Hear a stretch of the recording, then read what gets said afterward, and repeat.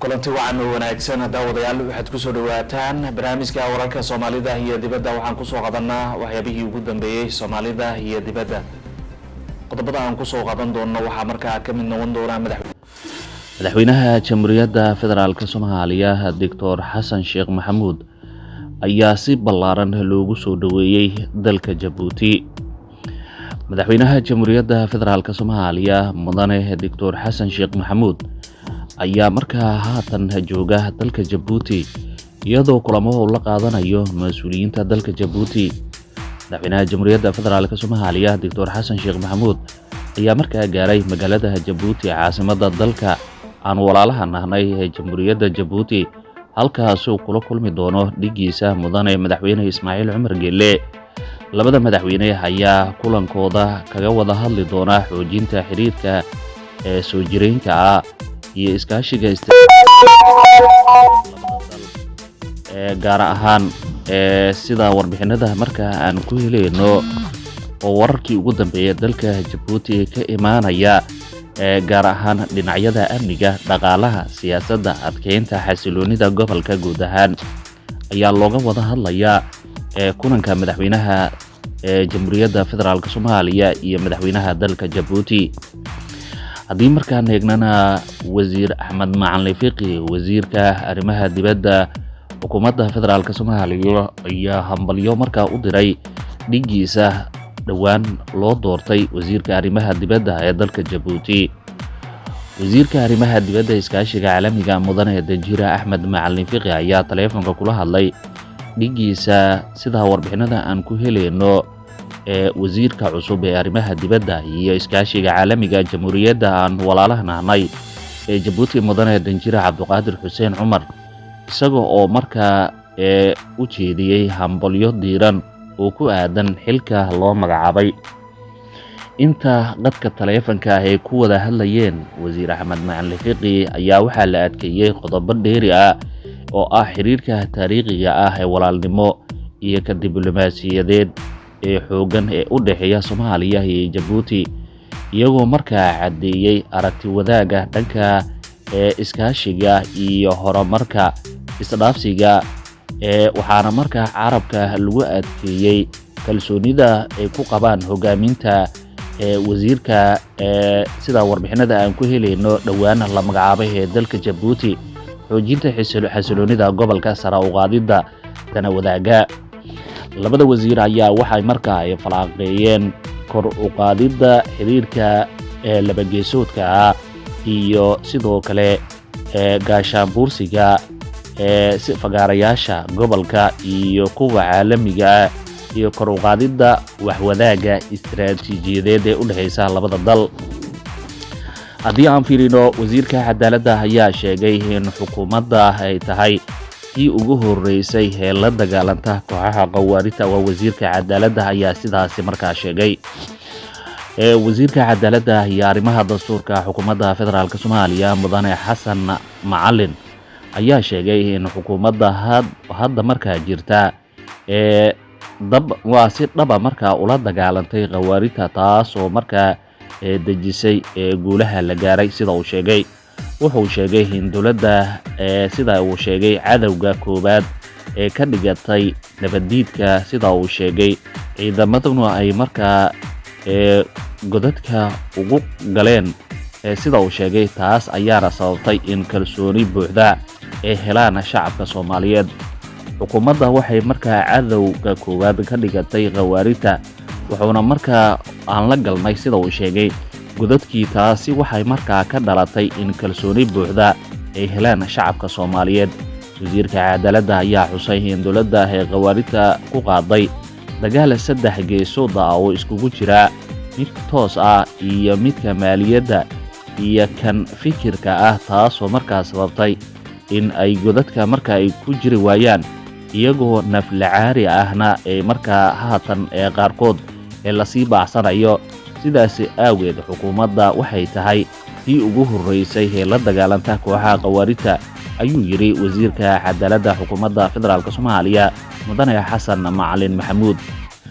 haddii markaan eegno duqeymo lala beegsaday kooxda Daacish ayaa ka dhacay gobolka bari ee maamulkaasi Puntland. dowladda federaalka Soomaaliya oo kaashanaysa taliska Africom ee ciidamada Mareykanka ayaa si wada jira u fuliyay howlgal duqeymo ah oo ka dhan ah sida la sheegay ee kooxda Daesh.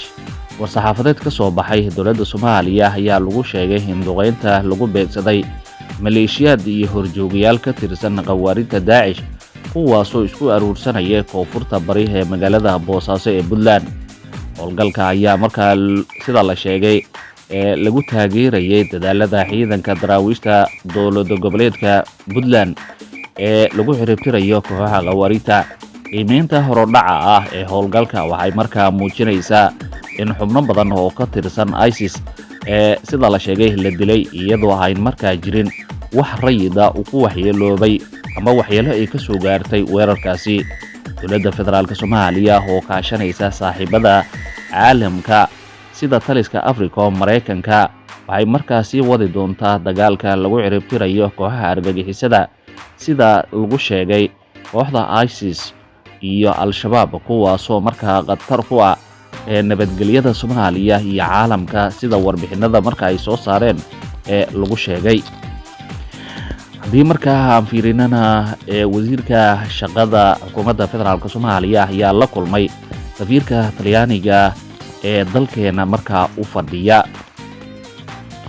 wasiirka shaqada arrimaha bulshada xukuumadda federaalka Soomaaliya mudane Yuusuf Maxamed Aadan ayaa kulan miro dhala la yeeshay safiirka Jamhuuriyadda Talyaaniga ee Soomaaliya Ambassador Benjamin Deco Kabi. kulanka oo ka dhacay xarunta safaarada Talyaaniga ee magaalada Muqdisho ayaa looga hadlay arrimo muhiim ah oo ku saabsan xoojinta hay'adaha shaqada ee Soomaaliya iyo horumarinta fursadaha shaqo ee dalka.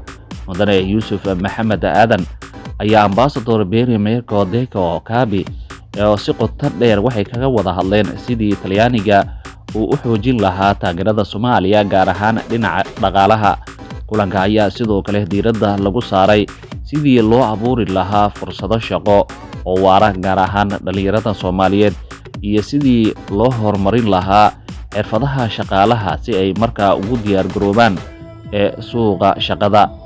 labada dhinac ayaa sidoo kale waxay ka wada hadleen in Soomaaliya iyo Talyaaniga ay ka wada shaqeyn doonaan ajandaha shaqo wanaaga ah Desert Work Agenda kaasoo markaa qorshaha caalamiga ah oo lagu xoojinayo xuquuqda shaqaalaha, ka hortagga shaqo la'aanta iyo kor u qaadista tayada shaqo ee dalka. waxaa sidoo kale markaa ku heshiiyeen inay la wada sii xoojiyo iskaashiga labada dal arrimaha shaqo iyo horumarinta bulshada labada wadan. wasiirka isgaarsiinta ayaa sheegay in xukuumadda ku shaqeyn doonto dhowaan xarunta xisbiga sida markaa uu sheegay. wasiirka isgaarsiinta tiknoolajiyadda xukuumadda federaalka Soomaaliya mudane Maxamed Soomaali ayaa sheegay in xukuumadda dhowaan si toos ah ugu shaqeyn doonto xarunta xisbiga sida uu sheegay la qalabeynayo. wasiirka ayaa sheegay in arrinta lagu tilmaami karo mid muhiim ah kana tarjumaysa qorshayaasha horumarineed ee dowladda ee ku aadan tiknoolajiyadda iyo isgaarsiinta dalka. wuxuu markaa ku tilmaami karaa sida uu sheegay arrimo muhiim ah oo ka turjumaya qorshayaasha horumarineed ee dowladda ay ku aadan tiknoolajiyadda iyo isgaarsiinta dalka ayuu sheegay. qorshahan ayaa muujinaya in dowladda Soomaaliya ay rabto inay horumariso xogta iyo sidoo kale maareynta shaqooyinka dowladda iyadoo markaa la adeegsanayo tiknoolajiyada casriga ah iyo nidaamyo casri ah oo wax ku ool markaa u ah ummadda Soomaaliyeed. haddii aan fiirinana caalamka ayaa markaa heegi doonaa iyo wararkii ugu dambeeyay. Israa'iil ayaa markaa sheegtay in dhul cusub markaa ka qabsan doonto sida warbixinada markaa aan ku helayno Mareyka Gaza. Israa'iil ayaa markaa sii wada boobka ku hayso dhulka reer Falastiin daanta galbeed sida warbixinada markaa aan ku helayno. wararka ka imaanaya Mareyka Gaza ayaa markaa sheegaya in haatan Israa'iil markaa sheegtay sida warbixinada aan ku helayno inay markaa doonayso sida warbixinadii ugu dambeeyay in dhul cusub markaa ka qabsato marinka Gaza. haddii markaa aan fiirino iyadoo markaa ay sheegeen in wasiirka sida warbixinada aan ku helayno gaashaandhigga Israa'iil ninka lagu magacaabo Gantz ayaa markaa sheegay in militariga ballaarin doonaan howlgalladooda Gaza isla markaana qabsan doonaan waa goobo waaweyn oo ka tirsan dhulkaasi kuwaas uu ku tilmaamay goobo amni ah. war qoraal ah oo markaa soo saaray Arbacadii Gantz wuxuu markaa sheegay in howlgalka la ballaarinayo looga gol leeyahay burburinta iyo nadiifinta aagga argagixisada iyo kaabayaasha argagixisada. waxaan u baahan doonaa ayuu yiri daadgureynta dadka reer Falastiin halkaasi looga daadgureyn lahaa. tani ayaa timid kadib markii sida la sheegay isbitaalada maxalliga ah ay sheegeen in ugu yaraan 15 Falastiin ah lagu dilay dhulkaasi xalayto. waxaa jira warar dheeraad ah oo markaa ka soo baxaya duqeymo dhanka cirka ah oo Israa'iil ay ka geysatay xuduudda Masar, waxaana jirta cabsi ay markaa laga qabo in weerar cusub oo dhanka dhulka ah Israa'iil ku soo qaadayso marinka Gaza. toddobaadkan militariga Israa'iil ayaa markaa ku baaqay in ugu yaraan 140,000 oo qof ay ka baxaan xaafadahooda oo ku yaala magaalada Rafah, iyadoo markaa soo jeediyay goobo cusub ay markaa dadku ay degaan oo ku yaala waqooyiga waa Gaza sida warbixinada markaan ku helayno. guud ahaan barnaamijka wararka Soomaalida iyo dibadda halkaas ayaan ku soo